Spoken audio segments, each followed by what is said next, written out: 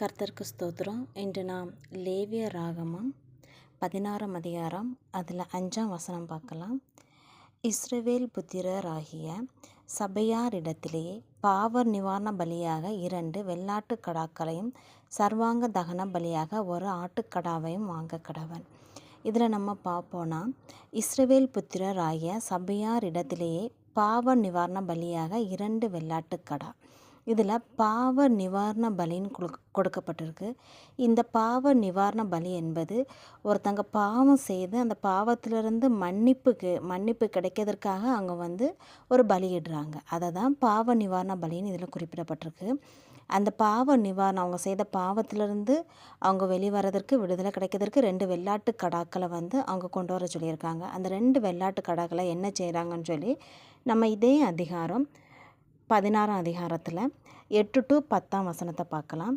அந்த 2 வெள்ளாட்டு கடாக்களை குறித்து கர்த்தருக்கு என்று ஒரு சீட்டும் போக்காடாக விடப்படும் வெள்ளாட்டு கடாவுக்கு என்று ஒரு சீட்டும் போட்டு கர்த்தருக்கென்று சீட்டு விழுந்த வெள்ளாட்டு கடாவை பாவ நிவாரண பலியாக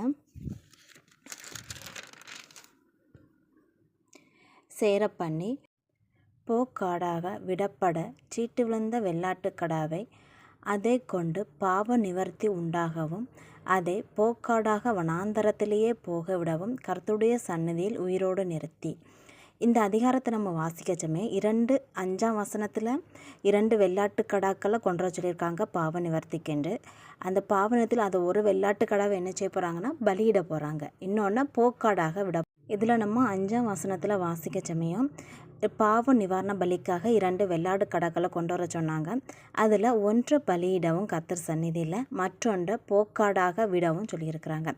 அதை எப்படி பலியிடுறாங்கன்னு பார்த்தோன்னா, இதே அதிகாரம் 15ஆம் வசனத்தில் சொல்லியிருக்கு. பின்பு ஜனத்தினுடைய பாவ நிவாரண பலியாக வெள்ளாட்டு கடாவை அவன் கொன்று. அந்த வெள்ளாட்டு கடாவை கர்த்தருடைய சந்நிதியில் ஒரு வெள்ளாட்டு கடாவை பலியிடுறாங்க அவங்களோட பாவங்கள் நிவர்த்தி ஆகிறதற்காண்டி. 2வது போக்காடாக விடப்படக்கூடிய வெள்ளாட்டு கடாவை என்ன பண்ணுறாங்கன்னா, அதே 16ஆம் அதிகாரத்தில் நம்ம 20ஆம் வசனத்தில் பாதிக்கு மேலே பார்ப்போன்னா, உயிரோடு இருக்கிற வெள்ளாட்டு கடாவையை சேர பண்ணி அதன் தலையின் மேல் ஆரோன் தன் 2 கைகளையும் வைத்து அதன் மேல் இஸ்ரவேல் புத்திரருடைய சகல அக்கிரமங்களையும் அவர்களுடைய எல்லா பாவங்களினாலும் உண்டான அவர்களுடைய சகல மீறுதல்களையும் அறிக்கையிட்டு அவைகளையே வெள்ளாட்டு கடாவினுடைய தலையின் மேல் சுமத்தி அதை அதற்கான ஆள் வசமாய் வனாந்தரத்திற்கு அனுப்பிவிட கடவன்.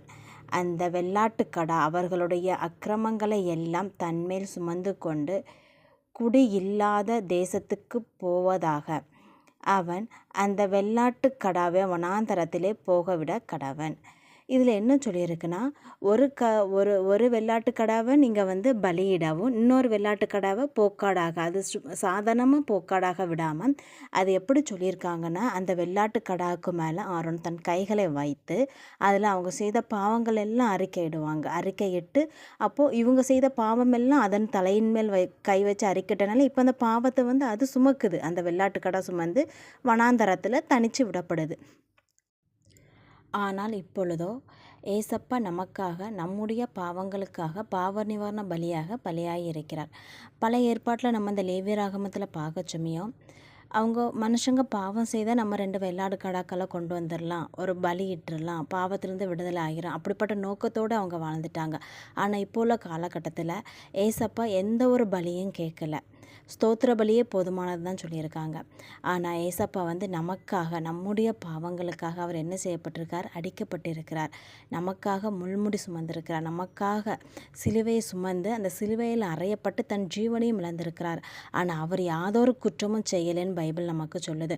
குற்றம் செய்யாத அவர் அவருடைய குற்றமில்லாத இரத்தத்தை சிந்தி நம்மை மீட்கும் பொருட்டாக அவர் ஜீவனை விட்டு 3ஆம் நாள் உயிர்த்தெழுந்து நமக்காக 3ஆம் நாள் உயிர்த்தெழுந்து என்றென்றும் ஜீவனுள்ள தேவனாக இருக்கிறார் என்று நாம் வேதத்தில் பார்க்கிறோம். அப்படிப்பட்ட ஜீவனுள்ள தேவனை நாம் என்றென்றுக்கும் துதித்து ஸ்தோத்தரிப்போமாக. அவர் கிருபையும் இரக்கமும் உள்ளவர். நாம் எந்த ஒரு பாவம் செய்திருந்தாலும் அவர் நம்ம மன்னிக்க வல்லமுள்ள தேவன் என்று நாம் வாசிக்கிறோம் வசனத்தில். அப்படிப்பட்ட தேவன் நாம் எப்பொழுதும் ஸ்தோத்திரிப்போமாக, துதிப்போமாக. அவர் நாமம் மகிமைப்படுவதாக. ஆமென்.